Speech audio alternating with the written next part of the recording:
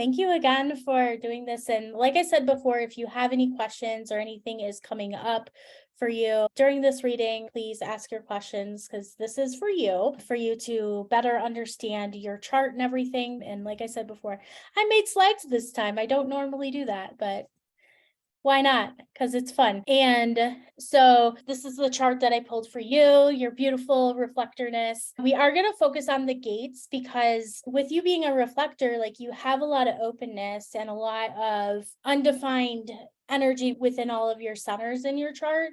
And I know you've done a little bit of human design before. Have you ever had a reading before? Yes. Yeah. Okay.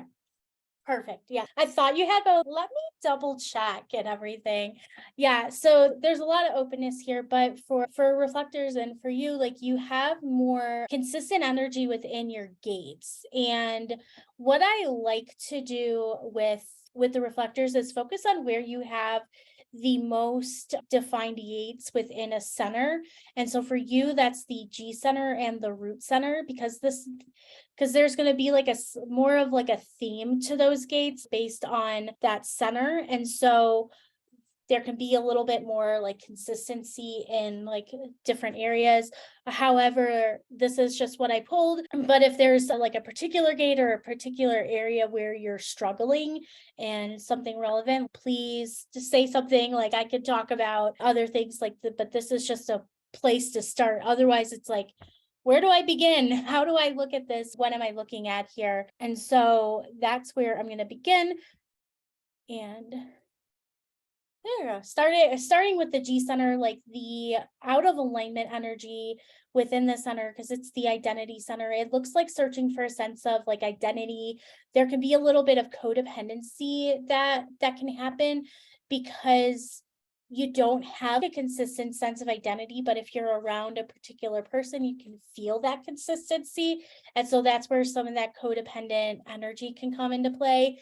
And out of alignment can also be like struggling with like self-love and your image. However, like in alignment looks like focusing on what is correct for you right now and being flexible with the roles that you are here to play and adapting yourself to your environment. So like in alignment looks like being a little bit more like flexible and in flow with what is going on around you. And where you can find some consistency within the gates are like gate 7, gate 1, gate 13, and gate 15. We'll start with gate 7. This is the gate of self and interaction, and this is like a leadership gate, and it deals with your identity as a leader and not just leadership skills and expression. And this gate is like asking you to embody your role and lead by example. And so with you having this gate defined, you can feel like maybe you need to be like a leader and feeling like you need to be in front. And however, like leadership isn't necessarily about being front and center. It's about almost like leading by example. And it can like really great leaders are, I think of someone like Mother Teresa or like Princess Diana, who were in the trenches and like volunteering and giving their time and really showing people like to like having that like big compassionate heart. And it's more of like an influencing kind of energy. And it's not necessarily about like being big and being bold, but it's about leading through like support and collaboration. Some like unbalanced energy is like struggling with the fight to be seen and recognized as the leader at the cost to your energy and the fulfillment of your purpose. However, like more in alignment and being in alignment with this like gate 7 is embracing that power that comes from like supporting, influencing, and collaborating with leadership and recognizing that you don't have to be like that figurehead to influence the direction that leadership assumes. Like thinking about like in the United States, the chief of staff is often more like powerful than the president. And so the chief of staff is somebody who's like more behind the scenes, but they're like leading from that like teamwork perspective. And is there anything that's like coming up or that you recognize within this? Yeah. No, definitely. Even just within the G center overall, where it's like about identity, but definitely pretty much everything you've said so far just like resonates. I'm like, yes, nodding Yes, Mhm. correct. That is true. I guess with this, definitely, I've noticed that there is like seesaw that I'm on with wanting to be in a leadership position, but then also, I don't know, like not wanting to be seen, but like wanting. It's interesting because like now, in the past, didn't necessarily want what you were talking about as far as like working behind the scenes almost, and not like hiding necessarily, but being okay with seeing like how my influence can affect like a large number of people, and it doesn't have to be like, I don't know, showy, and Yeah. trying to balance. Yeah, there's a bit of a balance with this, and, like, I think a lot of people with what I recognize, like, a lot of people with this gate, it's almost like they wanna be, like, big and bold and, like, that, "Okay, I'm seen as that leader, I'm" like, people see me as the leader, people see me, and they're following me, and and it feels really good, but sometimes it's about, like, embodying the leader and not, like, this like, name figurehead type of thing. So, there is a little bit of balance, and really the biggest, like, most important thing is to honor your energy. That's a really huge theme. Whenever I work with Reflector, it's just, like, this big, huge theme of, "Okay, where is your energy at right now? What do you have the capacity to do right now?" And like really honoring that, because that is going to be like the most important thing, because things are for you are going to be very, you may feel one day like, okay, I can conquer the world, and then the next day just feel really tired and not want to do much. And so it's important to honor like everything in your body and every energy that you're feeling, and just allowing it to flow through you. Does that make sense? Yeah, it does. Awesome. All right. The next gate. Oh, I love this gate for you. This is the gate of self-expression. And so this is where a lot of like creative energy comes through. And I definitely see that in your like Facebook posts that I've seen, and even some comments you shared, like where things that you've created. And it's just really beautiful. This is the gate of an artist, and like self-expression is huge for you. But like you attract attention, like with this gate, you attract attention with your creativity and with your art, but you also need like time alone to connect with that creativity. And with this gate, there's a sense of like freshness and breathing in new life into things. And like a challenge that can come up is be like to discover like a personal and meaningful and world changing narrative that aligns with a sense of purpose and mission, because sometimes like we get so overloaded with everything, and it's okay.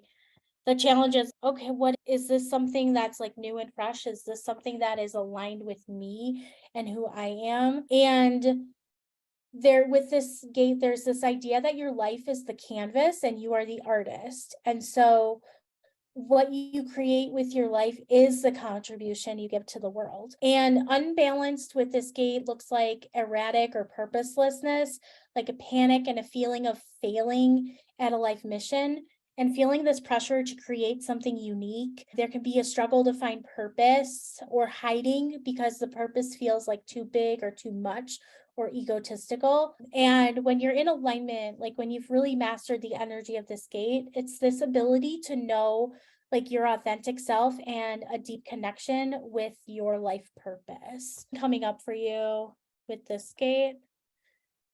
Oh yeah, definitely. I mean, Yeah. definitely. Yeah, it's funny because I'll catch myself where, yeah, I get this sort of feel like it's purposeless, or just erratic, especially erratic, where it's, oh, I've only got 24 different projects that I'm working on right now. Yeah, I'm sure I'll get three of them done. I don't know. Or, yeah, definitely feel like now I'm a catechumen in the Greek Orthodox faith. And to like feel like I'm failing at my life's mission to essentially try to become a saint, try to live a righteous life, right? And then I'll catch myself. And then I'm like, yeah, so I definitely am not in mastery. We'll say that much. So I'm still Yeah. working. at getting to know like my creator and understand what my life purpose is with in regards to that like narrative. Yeah, and the thing is that I come from a Christian background, so I'm not Greek Orthodox. So I don't know like those details, but there's some similarities here. And I think sometimes there's like this pressure to be perfect. At least that's what I've experienced, like this pressure to be like perfect. And if I'm not perfect, then oh my goodness, there's all this struggle, or it's like there's some struggle there. Oh, okay, I'm like really struggling here. But like with this gate, and even with some things that I've been moving through in my own faith, there is like a real beauty to creativity. And that's what like this gate is about. It's about expressing yourself and being true to who you are, and you do have an identity in your faith. I don't know the specifics of it. I just know I've heard some things, and it's like a branch of Christianity, but they're like you can just to help you get more into alignment is really connecting with who you are in your faith and in that purpose, and finding some groundedness in that. And when you are expressing yourself creatively, like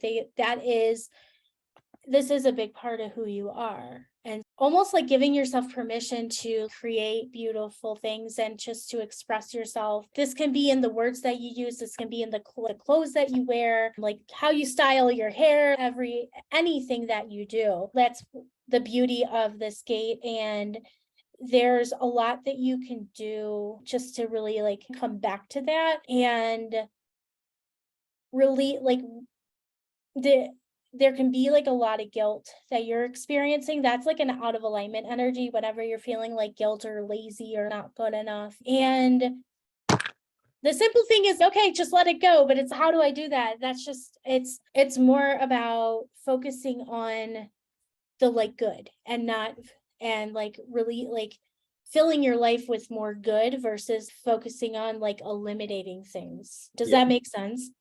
No, it makes a lot of sense. It's even like it's biblical and stuff too. Just to think of good things. It's like a verse. Yeah. Something else was. It's funny because my like pastor assistant, he like once he essentially has emphasized to me like that a problem that a lot of Orthodox people have when they convert is they want to be like holier than the church, basically. Yeah. Like that, like new converts will like okay, like for instance, today was Wednesday. For most people, it's still Wednesday, but the sun is set, so now it's Thursday. So now it's not a fasting day anymore. But it was a fasting day on Wednesday. It was a strict fast. But I definitely ate meat and cheese, and so I like the and I when I've tried to add like the daily prayer readings, like grace before meals. If I try to add like all of the pieces of the religion at the same time, it's overwhelming. I just don't end up doing it. So then that's definitely been something that I've been dealing with. There's like a second where I'm like, do I feel guilty about this? And then I'm like, oh yeah, like my God is very forgiving and understands the being attacked by demons, for lack of a better word. It's what I think is actually happening. But then it's don't freak out about being attacked by demons though, because the Florence Scovel Shin, she has this part in the Game of Life and how to play it where it talks about casting your burdens onto Christ, and that has been really helpful for me. I've said it's like a cheat code to like actually be a Christian in going through TCP, because it's like I don't know, versus like somebody who's very into science, right? Where they're like they want the proof for everything. I'm like, I can just ask my God about this, and I don't know. I've done animal. Yeah. Anyway, You are good. Yeah, what I was gonna say is this is something that I got from a business coach, but I'm like, oh, this is really good. But focus on one thing at a time, because there's a lot to when there's a lot of rules and a lot of things that you feel like you need to be perfect in all these things, focus on like maybe one thing per week where it's okay, this week I'm going to say my prayers and grace before I consume like food or liquid and anything. And then okay, that has become about habits. We went through TCP together, like it takes longer than a week to develop a habit, but you're more in the practice of it when you focus on one thing and then you add on another thing and then you add on another thing. Like once you feel like it's become habit, maybe focusing on one thing a week, and then that can really help with um maybe some of that guilt, because when you try to do it all at once, it's such a drastic change that it can be hard to keep on doing it and hold on to it. Yeah, Yeah. yeah. Whole guilt thing has, I don't know. It's interesting because I just get better about it. I know it's kind of, you can catch the thought and be like, no, not today, not today, Sam. Thank you. Yeah. Thank you for this. But it's because Alan Watts gets into this where it's, if you're worried about how much you worry, that's not a solution to worrying. Like having anxiety about the anxiety that you have is not a viable solution to the anxiety. So like feeling, because at a certain point it's like you can feel guilty about feeling guilty. And that's, I don't know, it's madness, basically. It's, yeah. Hopefully not everybody's had to experience that, but having gone through certain lessons, it's okay. I can understand some things. Yeah, no, that makes sense. Yeah. All right. This kind of goes into gate 13. This is the gate of the listener. And with this gate being defined, like people feel safe telling you their secrets. There is also, this gate deals with your relationship to the past, and it deals with like memories and healing. Forgiveness is a big theme within this gate, and so like the conversation about guilt kind of ties into this. And so a challenge that you can encounter is forgiving the past and redefining who you are each and every day, and like being able to tell like a narrative that is empowering, self-loving, and reflects your value and your authentic self. And another challenge is bearing witness to the pain and narrative of others, and like you can help offer them a better story that allows them to expand on their abundance and blessings. And this could be almost like a little bit magnified with all of that like reflector energy within the centers. Like you can really feel when people like share with you, you can really feel what they're feeling, like with that undefined emotional center.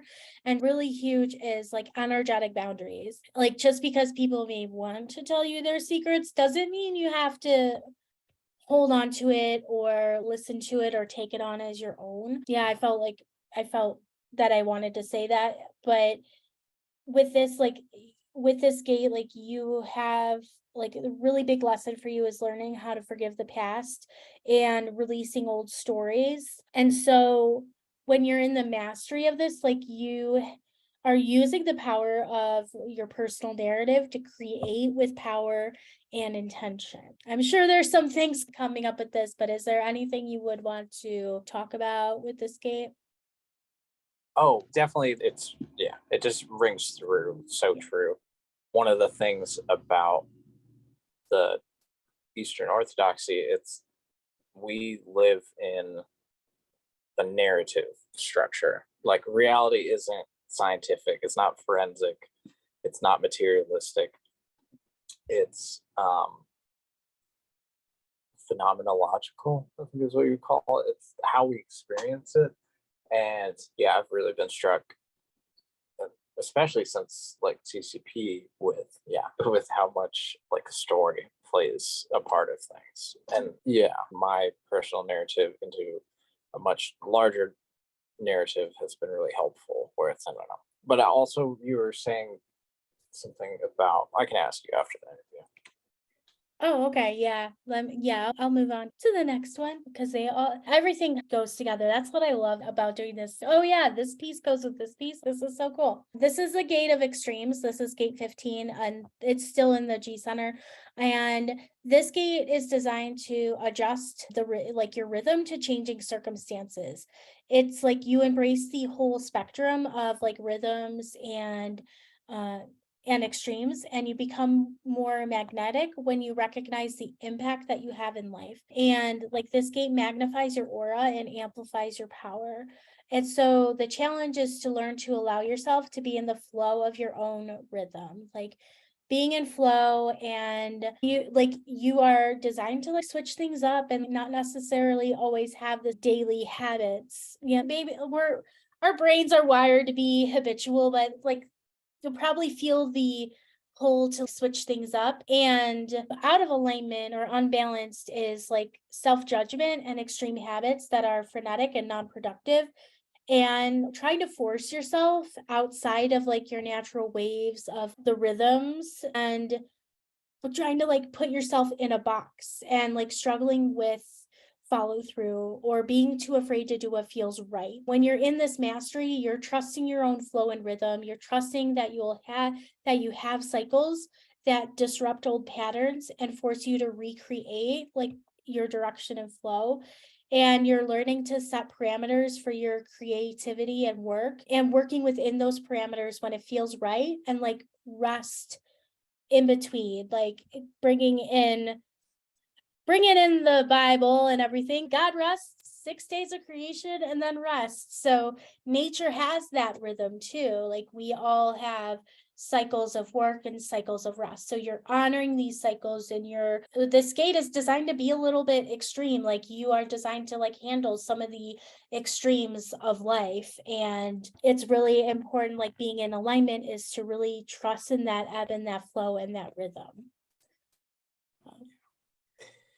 Yep, I can definitely relate there. It's all just facts. I've been diagnosed with like bipolar disorder, and that's very much, I don't know. I feel like maybe it's not related, but I feel like it's related. Where it's like I've been in really high places, really low places, as far and more the average person hopefully ever has to experience. Like when you're manic or like deeply depressed, it sucks, but having gone through that too, yeah, it's definitely. Well, it's funny because we were just talking about habits earlier. And I don't have daily habits. I have daily habits, but I don't do them forever. There'll be weeks or where I'm making the bed.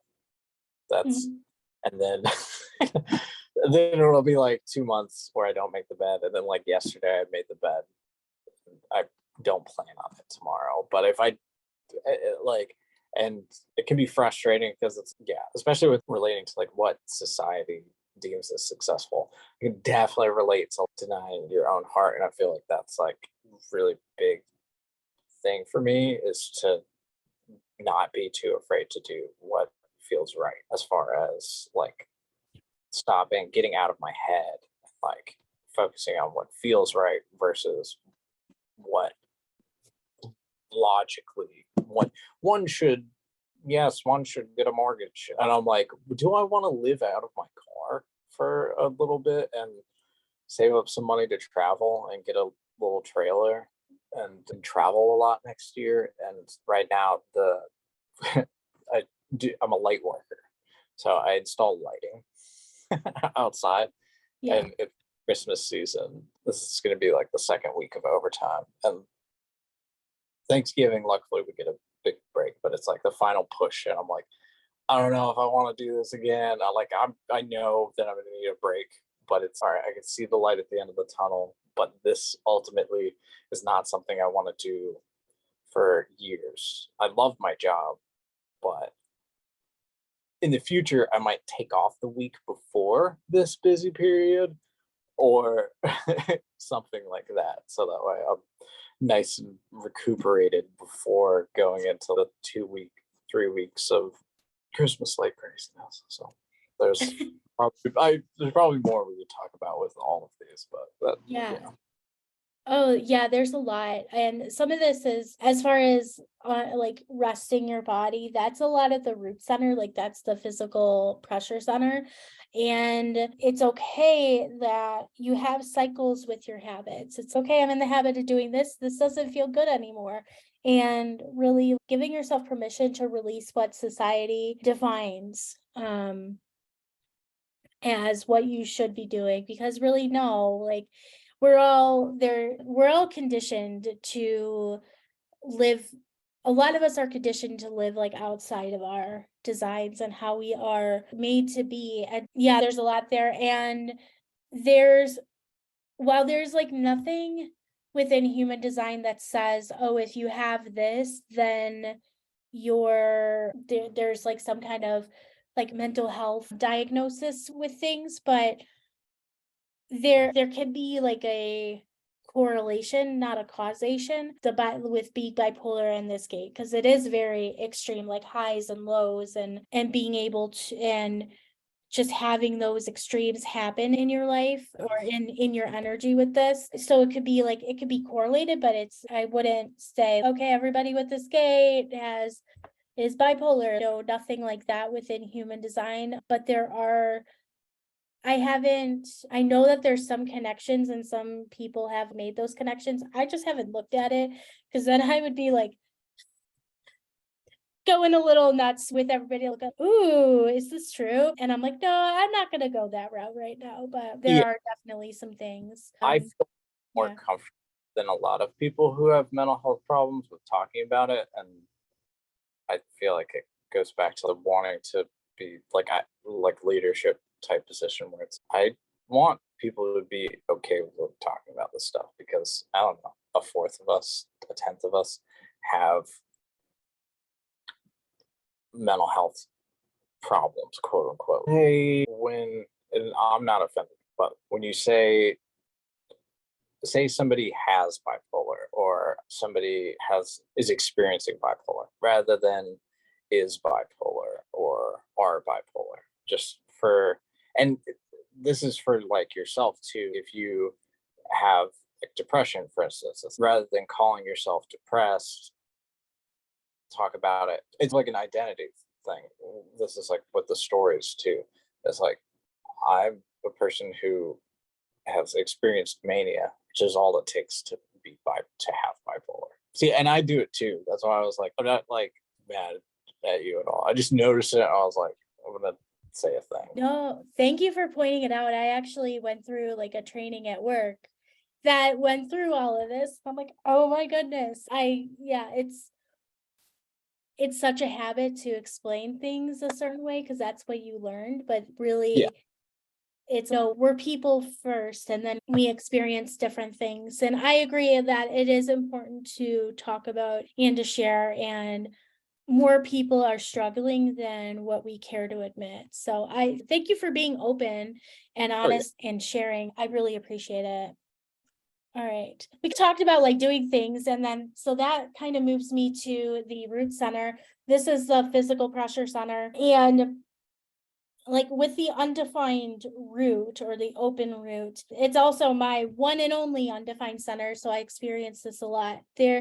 Like the undefined root is not designed to move as quickly as people with defined roots. And it looks like a little bit like slower pace of life, and out of alignment looks like feeling a lot of guilt around like resting and needing rest or not moving as quickly, or feeling like you need to earn your rest, or wanting to get everything done on your checklist before relaxing. In alignment is allowing yourself to rest when you need to and not feeling guilty or lazy for doing that.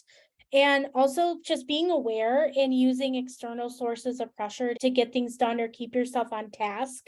Like if I've been like recording so many of these, and until I actually put a calendar together, like nothing got published because it was just, oh, I did it.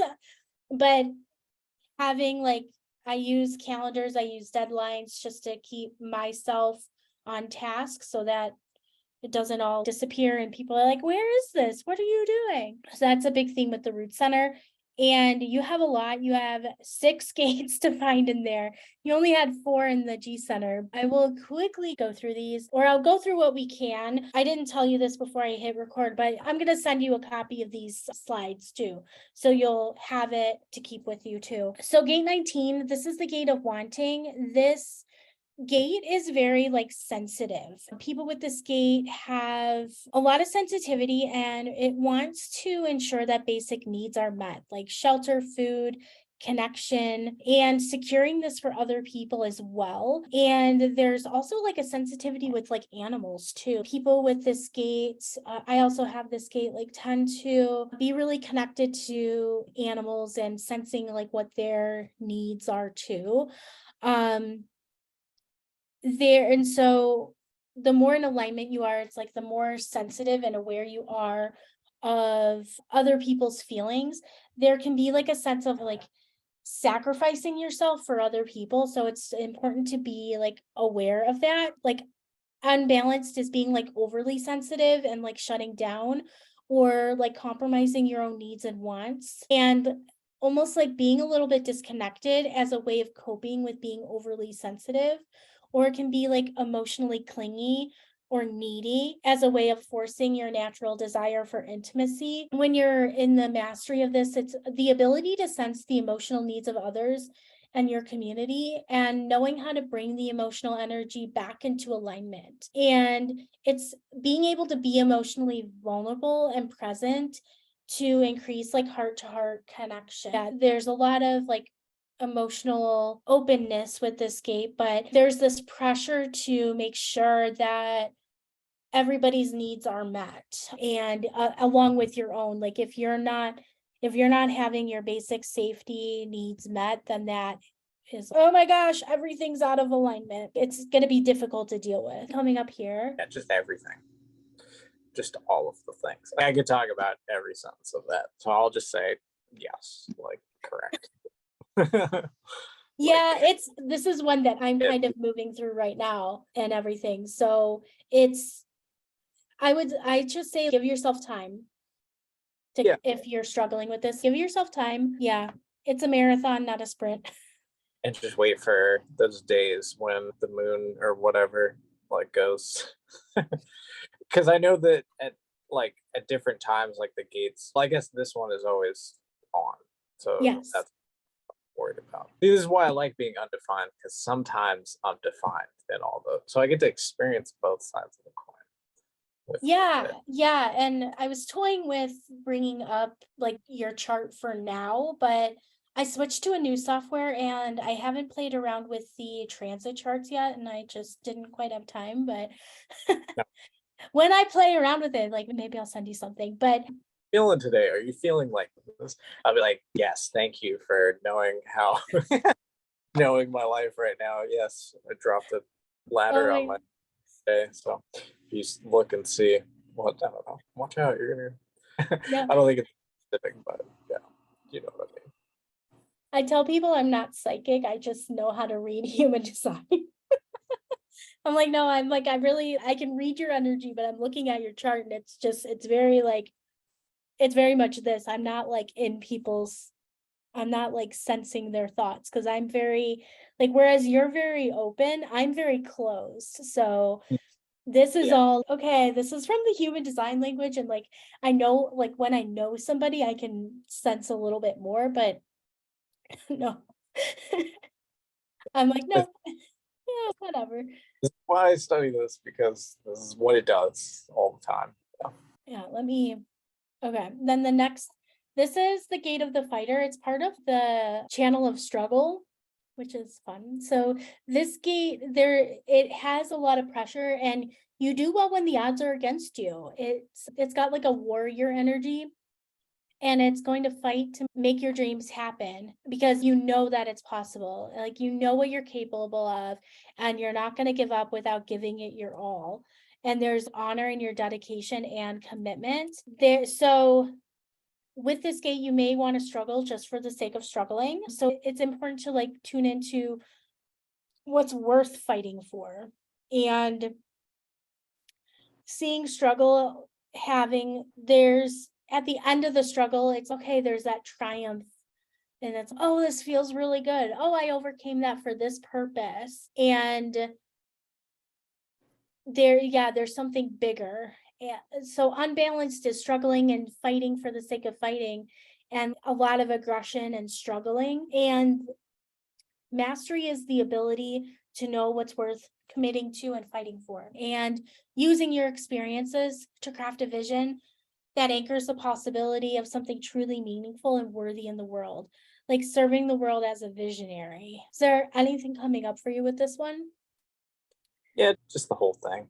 Yeah. Just, just the entire thing. Yeah. I'll say, yeah, I know if I'm getting into Facebook comments and struggling and like trying to convince people of anything there, if I take a step back and look at myself, I'm like, oh yeah, this is why am I no, this is not a good, this is not for the good. And that it definitely relates to like struggling against powers and principalities, these fallen beings that are enslaving humankind and trying to drag people down and away from source and God. Yeah, I can relate to just only all, but it gives me a lot of, yeah. And like when the odds are against me, like I I don't know. Even I had a really bad panic attack maybe a year ago, something like that. And it was definitely from exerting too much energy and not resting. Also, side note, legitimately thought I was dying. I was like, I'm for sure having a heart attack right now. And as I was like laying on the bathroom floor, like just giving up too. It was like, it's interesting because it's like the opposite of the struggle. It was like when I thought I was dying, it was like, I don't know. Even like the giving up my life was the, how do I want to put this? Was the story. It was like, I don't know. I should have slept. We should have done this earlier. But I think It's totally fine. No, this is, yeah, it's with this, it's like you had this point of struggling, and it's have I experience panic attacks um too, and they can be very intense, and that it's almost like your body is struggling, but there's maybe, well, like giving it a meaning, and not a like negative meaning, but okay, I deal with this makes me stronger as a person because I was able to overcome this. I don't know where you were going with that, but it's like, oh, okay, maybe that was it. I'm not sure. sorry, I'm like going through it and reading it because I'm like, I had a point where I don't know. There's been other points too. When I was in jail, that was pretty intense. The odds were against me, but I was like, I'm going to make it through this. Even like I've been when I had a manic episode, like 2011, something like that. I went to the psych ward for I think 4 weeks. I went there for a month, and even in those types of circumstances, or like when I was 20, I got my gallbladder taken out, and then 2 months later, I had my appendix taken out. Like I don't know, like when the odds are stacked against me, like I step my game up almost. Yeah. Yeah, I don't know. Yeah, and it's exactly how you phrase it. Like when the odds are against you, like you're stepping your game up, and that there is like a sense of triumph of it. And this is okay. That's what I love about looking at these gates. And I don't want to say gives you permission to be who you are, but it's almost like maybe releasing some like guilt, or kind of maybe some icky kind of feelings around, okay, why am I this way? Why I need to change. But really some of this, it's your strength, it's not necessarily always a weakness, and that's really the beauty of some of this and learning this and diving into it. And this is where I'm gonna I'm gonna end it, but like I said, I'm gonna give you the slide so you'll have the information for the other gates in your root center. And if you have any questions or things come up, you can definitely just reach out to me. I love chatting with people about this kind of thing. And I want to thank you again for doing this. This has been really great.